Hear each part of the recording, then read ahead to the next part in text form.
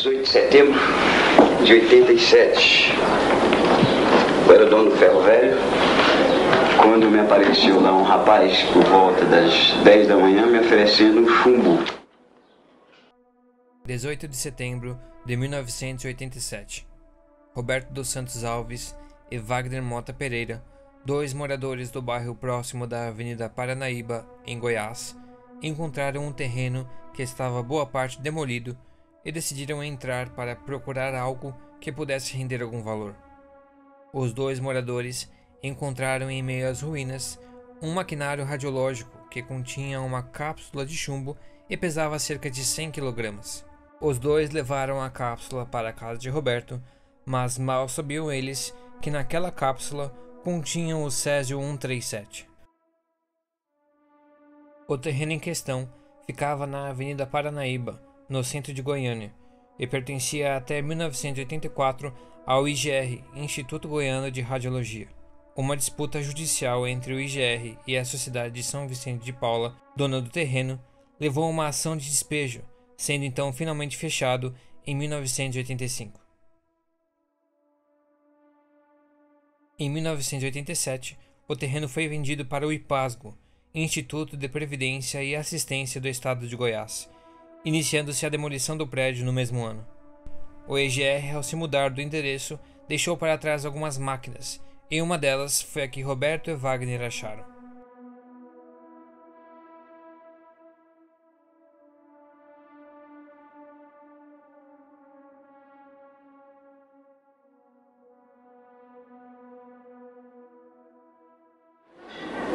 Então ele me ofereceu esse chumbo, eu perguntei a quantidade que era. Ele me disse que ia girar em torno de uns 80, 100 quilos. Aí eu disse a ele que para essa quantidade eu precisava de documentos, porque é muita coisa. Aí ele disse que sim, ele ia trazer os documentos e à tarde me levava o material.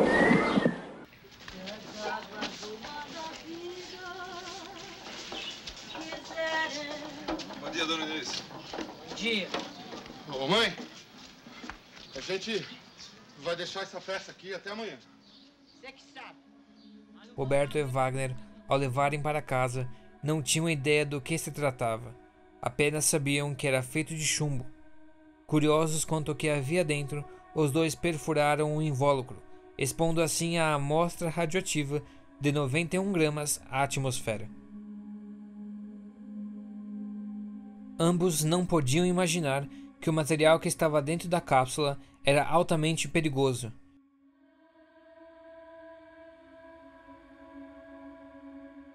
Então, acreditando ser apenas mais uma peça de chumbo, no dia 18 de setembro de 1987, ambos foram ao ferro velho de Devair tentar vender o equipamento. No momento em que a cápsula foi rompida, as partículas de césio começaram a se dispersar por ação do vento. Devair, após solicitar a documentação, acabou comprando o material. Então à noite, na hora de fechar o ferro velho, ele percebeu um brilho azulado na parede e começou a procurar de onde vinha o foco de luz. Ele descobriu que dentro do invólucro de chumbo que havia comprado mais cedo, tinha um material branco que ficava azul no escuro. Curioso quanto ao que seria aquilo, ele acabou levando para casa. Devair mostrou para a família, deixando todos maravilhados com o brilho azulado daquele material. Em pouco tempo, a novidade acabou sendo mostrada às crianças e vizinhos próximos, iniciando assim o maior acidente radiológico do mundo.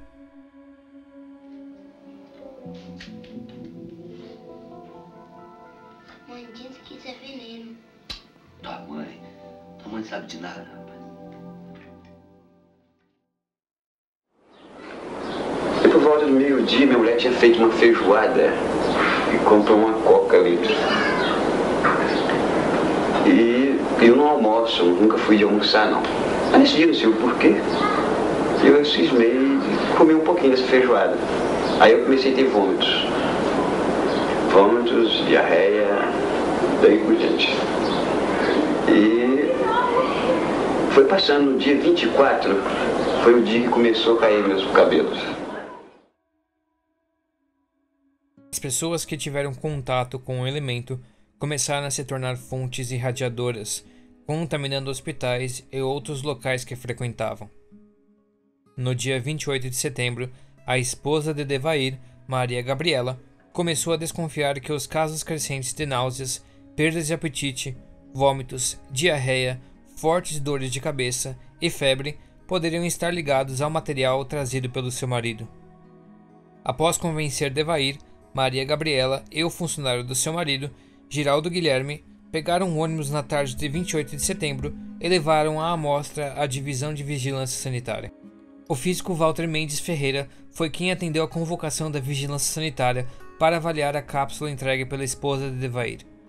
Ele mediu os níveis de radiação, que estavam tão altos que o aparelho atingiu o limite de sua escala na primeira leitura, mostrando que não podia ler a radiação presente. Walter não estava acreditando na medição e precisou trocar de aparelho para ter certeza de que não se tratava de uma falha. O corpo de bombeiros, ainda sem saber do que se tratava aquela amostra, pretendia jogá-la no rio Meia Ponte, quando foi interrompido por Walter, explicando então o que era o material. Não adiantou nada. A gente precisava saber o que é isso aqui. Dona Gabriela, o rapaz da Vigilância Sanitária tá aí. Disse que quer falar com a senhora. Já chegou. Dona Maria, essa doença que está atacando vocês é realmente daquela peça.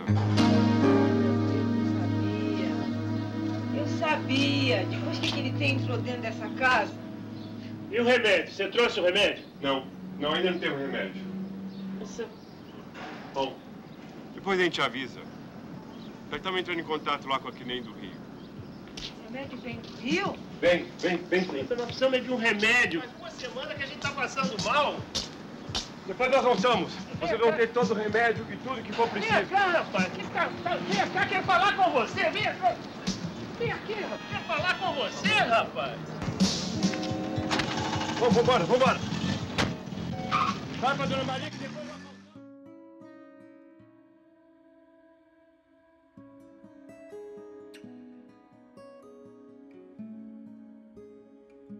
O césio, de número atômico 55, se trata de um metal alcalino macio de cor prateada dourada. Já o césio 137 do acidente em questão é um isótopo do césio, ou seja, uma versão do elemento com o mesmo número atômico, mas com a quantidade de nêutrons diferentes em seus núcleos. No corpo humano, o césio fica distribuído quase uniformemente, com maiores concentrações nos tecidos moles. A meia-vida biológica do césio, que seria o tempo necessário para que metade de uma substância seja removida do organismo, é de cerca de 70 dias.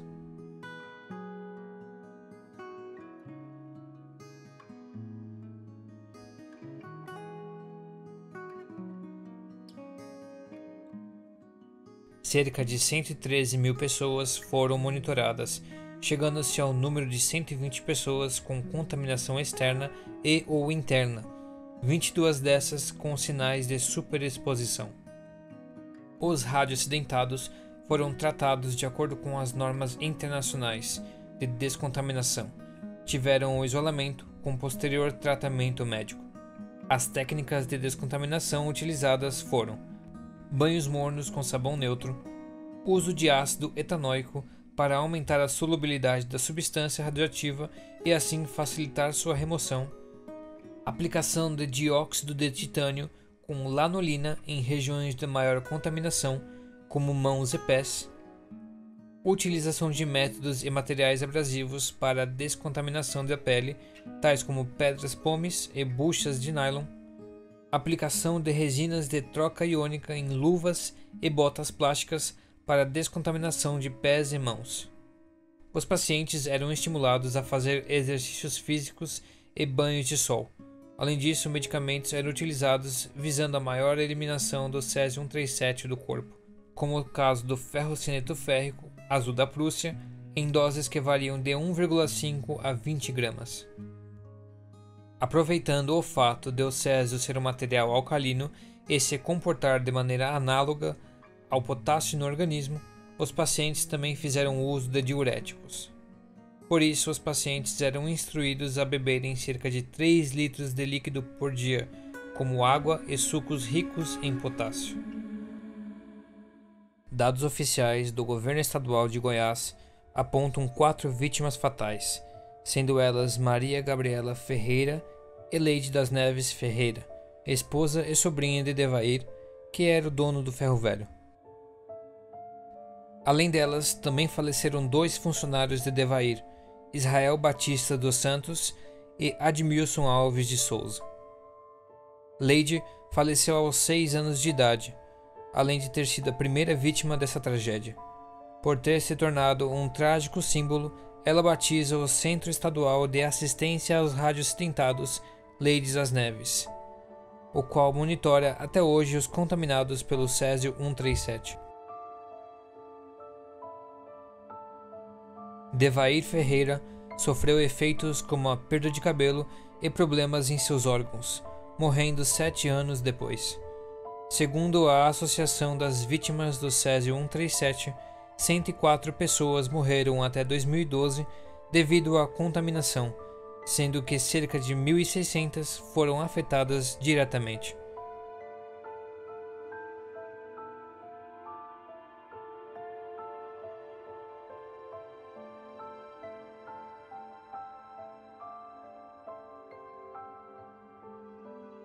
Pessoas da região, logo após o acidente, sofreram o preconceito de estarem contaminadas, muitos lugares não aceitando nada que viesse da região.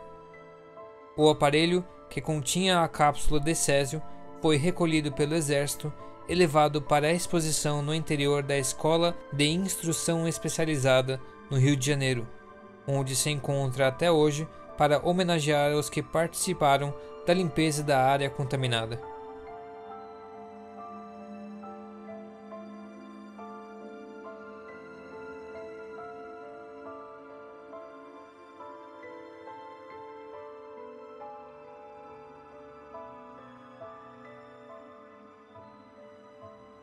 Já o material radioativo está armazenado de forma segura em Abadia de Goiás, a cerca de 1 km da região. Ali, dentro do Parque Estadual Thelma Ortegal, o Césio-137 está armazenado em 2 depósitos subterrâneos.